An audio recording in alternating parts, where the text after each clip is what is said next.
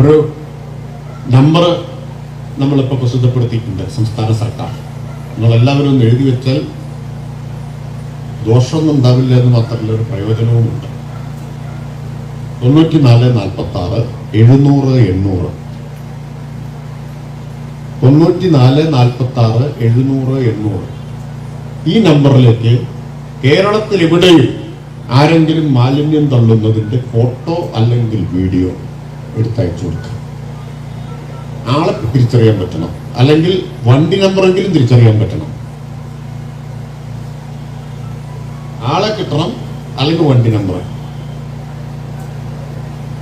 വൈപ്പിനിലാണെങ്കിലും ഇനി പറവൂരിലാണെങ്കിലും കാസർഗോട്ടാണെങ്കിലും തിരുവനന്തപുരത്താണെങ്കിലും ഈ 8 നമ്പറിലേക്ക് അയച്ചാൽ മതി.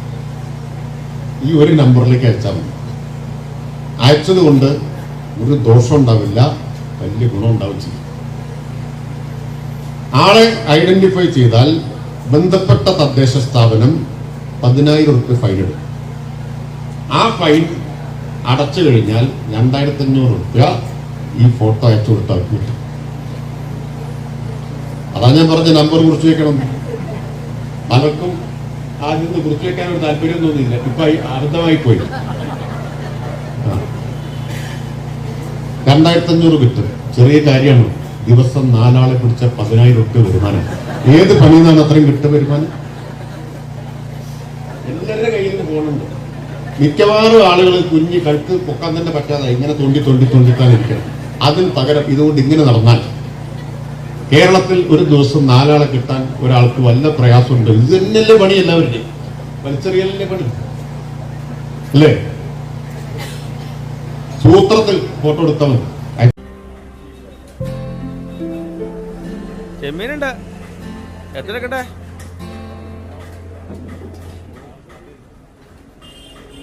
നിനക്കെന്നാ പ്രാന്തുണ്ടോ ഈ പാത്രമായിട്ട് വീട്ടിൽ നിന്ന് വരാൻ? ഇവിടുന്ന് കിട്ടുന്ന കിറ്റ് കൊണ്ട് കത്തിച്ചു കളഞ്ഞാൽ പോരെ? നമ്മുടെ ഈ ചിന്താഗതിയാണ് മാറേണ്ടത്. പ്ലാസ്റ്റിക് കത്തിച്ച എന്തെല്ലാം ദോഷമുണ്ടെന്ന് അറിയുമോ? അത് ഈ മണ്ണിലേക്ക് അറിയണമെങ്കിൽ 600 വർഷം വേണം.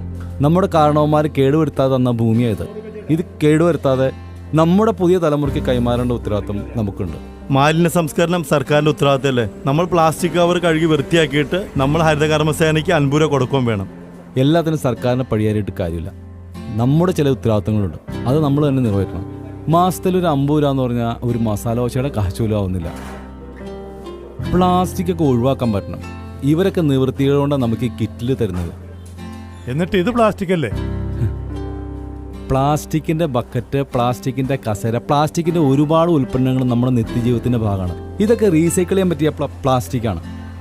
റീസൈക്കിൾ ചെയ്യാൻ പറ്റാത്ത പ്ലാസ്റ്റിക്കാണ് പ്രശ്നം. നമ്മൾ വിചാരിച്ചാൽ ഒരു ദിവസം 2 പ്ലാസ്റ്റിക് കിറ്റെങ്കിലും ഒഴിവാക്കാൻ പറ്റും. മാസത്തിൽ 60 വേണം. ഇങ്ങനെ ഓരോ വ്യക്തികളും വിചാരിച്ചാലോ എത്ര പ്ലാസ്റ്റിക് കിറ്റ് നമുക്ക് ഒഴിവാക്കാൻ പറ്റും? ഇത് നമ്മുടെ നാടാണെന്ന് തോന്നലുകൊണ്ടാണ് നമുക്ക് ഉത്തരവാദിത്വം കുറയുന്നത്. ഇത് എൻ്റെ നാടാണെന്ന് തോന്നണം. എൻ്റെ എന്ന് പറയുമ്പോൾ ഉത്തരവാദിത്വം കൂടും. ഇത് എൻ്റെ നാടാണ്. എന്നാ ശശിയുടെ മീൻ കിറ്റ് വേണ്ട, ഞാൻ വീട്ടിൽ പോയി പാത്രം എടുത്തുകൊണ്ട് വരാം.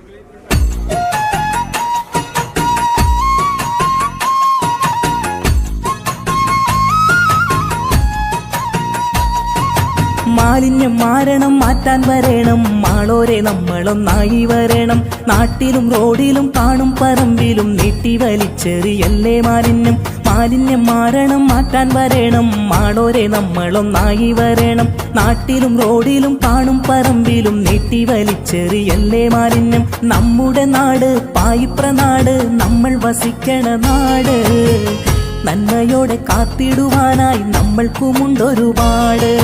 നമ്മുടെ നാട് പായിപ്രനാട്, നമ്മൾ വസിക്കണ നാട്. നന്മയോടെ കാത്തിടുവാനായി നമ്മൾക്കുമുണ്ടൊരുപാട്.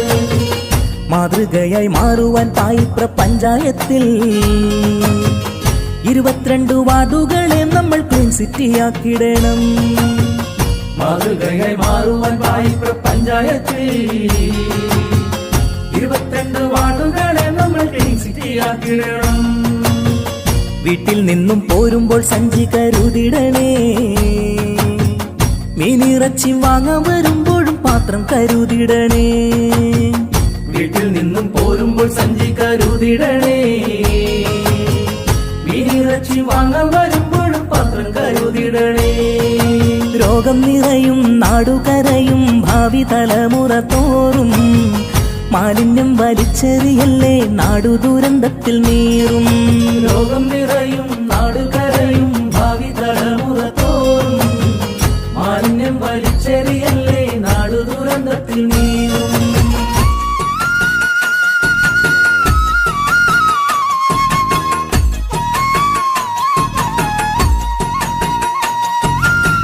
പ്ലാസ്റ്റിക്കിന്റെ കൂടുകവറുകൾ കിറ്റുകൾ പറ്റണ പോലെ പൊതിഞ്ഞ് പാതയോരം വണ്ടിയിൽ വന്നിട്ട് നാലുപാടും നോക്കി റോട്ടിലേക്കിട്ട് എന്തു പണിയാണിതു നോക്കൂ കഷ്ടമല്ലേ. ചന്തമുള്ള നമ്മുടെ നാടിനെ നിർജീവമാക്കിടല്ലേ.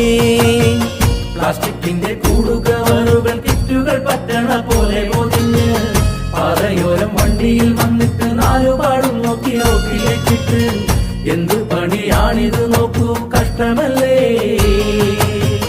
ശബ്ദമുള്ള നമ്മുടെ നാടിനെ നിർജീവമാക്കിടല്ലേ.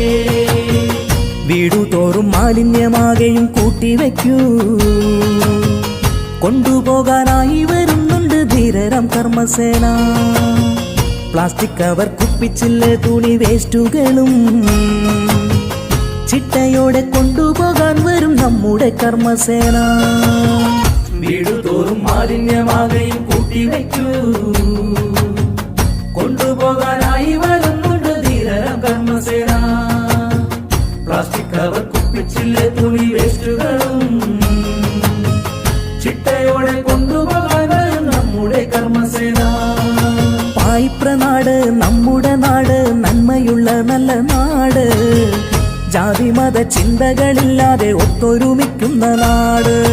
വായ്പ്രനാട് നമ്മുടെ നാട്, നന്മയുള്ള നല്ല നാട്, ജാതി മത ചിന്തകളില്ലാതെ ഒത്തൊരുമിക്കുന്ന നാട്.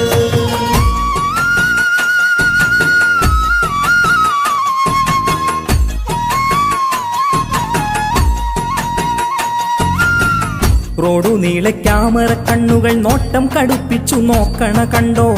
നോക്കാതെ മാലിന്യമൊക്കെയും പെട്ടെന്നെറിഞ്ഞിട്ട് പായണ കണ്ടോ.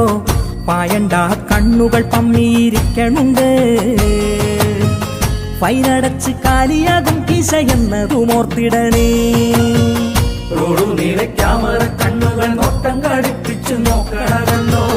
നോക്കാതെ മാലിന്യം